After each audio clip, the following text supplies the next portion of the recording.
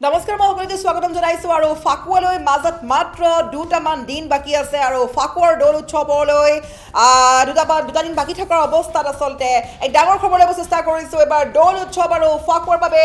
আহি গৈছে এছঅপি এবাৰ এটা নহয় দুটা নহয় 12টাকৈ নিয়ম মানিব লাগিব সকলোৱে ৰাজ্যবাসীয়ে মানিব লাগিব 12টাকৈ নিয়ম দৌল উৎসৱ আৰু ফাকুৱাৰ প্ৰতি সংগতি ৰাখি এবাৰ এছঅপি জাৰি কৰিছে প্ৰশাসনে এছঅপি আহি গৈছে ফাকুৱাৰ বাবে ফাকুৱাত কি নিয়ম মানিব লাগিব 12টাকৈ নিয়ম মানিব লাগিব বাৰে কৈছো এটা নহয় দুটা নহয় 12টাকৈ নিয়ম মানিব লাগিব ৰাজ্যবাসী এবাৰ দৌল উৎসৱ আৰু ফাকুৱাৰ বাবে আহি গ'ল এছঅপি আৰু প্ৰত্যেকটো নিয়ম মানিবলৈ নিয়ম উলংঘা কৰিলে আপুনি কঠোৰ শাস্তিৰ সন্মুখীন হ'ব লাগিব কি নিয়ম আছে এছঅপিত কি নিষেধাজ্ঞা আছে সবিশেষ খবৰ লৈ চেষ্টা কৰিছো ফাকুৱাৰ বাবে এই মুহূৰ্তত লৈ আহিছো আৰু এক ডাঙৰ খবৰ এবাৰ দৌল উৎসৱ আৰু ফাকুৱাৰ বাবে আহি গ'ল এছঅপি দৌল উৎসৱ উপলক্ষে এবাৰ মানিব লাগিব 12টাকৈ গুৰুত্বপূৰ্ণ নিয়ম আৰু এই নিয়মৰ ভিতৰত আছে দৌল উৎসৱ উপলক্ষে যিবোৰ থান এলেকা সেই থান এলেকাৰ হোটেল সমূহত কেৱল নিৰামিষ আহাৰহে থাকিব লাগিব ডাঙৰ খবৰ ল'ব চেষ্টা কৰিছো নিৰামিষ আহাৰ থাকিব লাগিব থান এলেকাত দৌল উৎসৱ উপলক্ষে দোকান পোহাৰসমূহ মূল পথৰ পৰা 5 ফুট নিলগত স্থাপন কৰিব লাগিব আমি বাৰে কৈছো যিবোৰ দোকান পোহাৰ আছে সেইসমূহ 5 ফুট নিলগত স্থাপন কৰিব লাগিব কোনো ব্যৱসায়িক প্ৰতিষ্ঠান উচ্চ স্তৰত সাউণ্ড সিস্টেম বজাব নোৱাৰিব যেটো হোলি বুলি বহুত ফুল সাউণ্ডত গান শুনা দেখিবলৈ পোৱা গৈছে কিন্তু এতিয়াৰে পৰা এবেলি ব্যৱসায়িক প্ৰতিষ্ঠানত কোনেও ফুল সাউণ্ডত গান শুনিব নোৱাৰিব প্ৰতিখন ব্যৱসায়িক প্ৰতিষ্ঠানে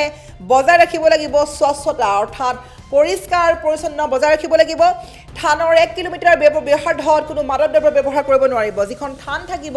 থানৰ এলেকাৰ 1 কিলোমিটাৰ ওচৰে পাজৰে কোনো মদ পানী সিগাৰেট সেৱন কৰিব নোৱাৰিব লগতে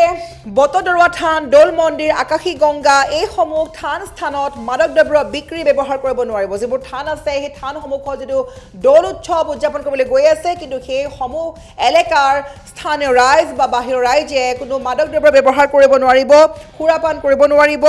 লগতে কোনো বিক্ৰীও কৰিব নোৱাৰিব জুৱা খেল সম্পূৰ্ণৰূপে নিষিদ্ধ কৰি দিয়া হৈছে আৰু প্ৰতিখন ব্যৱসায়িক প্ৰতিষ্ঠানে পৰিচয় পত্ৰ ফোন নম্বৰ সমিতিক জনাব লাগিব লগতে জিলা আয়ুক্তই জাৰি কৰিছে জৰুৰী নিৰ্দেশনা আমি পুনৰ কৈছো এই নিৰ্দেশনা মানিব লাগিব অতি শীঘ্ৰে কোনো ব্যৱসায়িক প্ৰতিষ্ঠান উচ্চ স্তৰত সাউণ্ড সিস্টেম বজাব নোৱাৰিব লগতে যিবোৰ থান এলেকা আছে বটদৰুৱা থান আকাশী গংগা বা যিবোৰ থানত দৌল উৎসৱ উদযাপন কৰা হ'ব সেই ঠাইৰ স্থানীয় ৰাইজ তথা আন বাহিৰৰ প্ৰান্তৰ লোকসকলেও সেই দৌল উৎসৱ অংশগ্ৰহণ কৰিবলৈ গ'লে মাদক দ্ৰব্য ব্যৱহাৰ কৰিব নোৱাৰিব খুৰা সেৱন কৰিব নোৱাৰিব মদ পানী সিগাৰেট খাব নোৱাৰিব আৰু ওচৰ পাজৰে বিক্ৰী কৰিব নোৱাৰিব জুৱা খেলিব নোৱাৰিব লগতে যিবোৰ তাৰ ওচৰৰ পাজৰে হোটেল থাকিব সেই হোটেলত আমিষ খাদ্য বিক্ৰী কৰিব নোৱাৰিব মাছ মাংস কণী এই ধৰণৰ আমিষ খাদ্য বিক্ৰী কৰাত নিষেধাজ্ঞা জাৰি কৰি দিয়া হৈছে নিৰামিষ খানা ৰাখিবলৈ কোৱা হৈছে লগতে ক'ব লাগিব যে মূল পথৰ পৰা 5 ফুট মান দূৰত গৈ দোকানবোৰ স্থাপন কৰিব লাগিব আৰু যিবোৰ দোকান পোহাৰ খুলিব বা যিবোৰ ব্যৱসায়িক প্ৰতিষ্ঠান সেই সমূহৰ পৰিচয় পত্ৰ সকলোখিনি জমা দিব লাগিব ফোন নম্বৰ জমা দিব লাগিব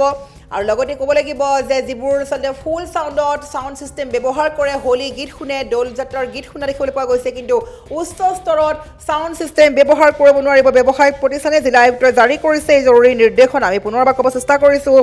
যেটো আগন্তুক হোলিলৈ মাজত মাত্ৰ দুটামান দিন বাকী আছে হোলি অথবা ফাকুৱাৰ বাবে এবাৰ আহি গৈছে নতুনকৈ নিৰ্দেশনা দৌল উৎসৱ উপলক্ষে থান এলেকাসমূহত হোটেলসমূহত কেৱল নিৰামিষ আহাৰ থাকিব লাগিব দৌল উৎসৱ উপলক্ষে দোকান পোহাৰসমূহ মূল পথৰ পৰা 5 ফুট নিলগত স্থাপন কৰিব লাগিব কোনো ব্যৱসায়িক প্ৰতিষ্ঠান উচ্চ স্তৰত সাউণ্ড সিস্টেম বজাব নোৱাৰিব প্ৰতিখন ব্যৱসায়িক প্ৰতিষ্ঠানে স্বচ্ছতা বজাই ৰাখিব লাগিব চাফ চিকুণ হ'ব লাগিব থানৰ 1 কিলোমিটাৰ ব্যাসাৰ্ধত কোনো মাদক দ্ৰব্য ব্যৱহাৰ কৰিব নোৱাৰিব বটদৰুৱা থান বা দৌল মন্দিৰ সমূহত মাদক দ্ৰব্য বিক্ৰী ব্যৱহাৰ কৰিব নোৱাৰিব ওচৰে পাজৰে জুৱা খেল সম্পূৰ্ণ নিষিদ্ধ কৰি দিয়া হৈছে প্ৰতিখন ব্যৱসায়িক প্ৰতিষ্ঠানে পৰিচয় পত্ৰ ফোন নম্বৰ দিব লাগিব আৰু জিলা আয়ুক্তই জাৰি কৰিছে এইটোৰে কেইবাটাও গুৰুত্বপূৰ্ণ এছঅপিৰ দ্বাৰা এই নিৰ্দেশনা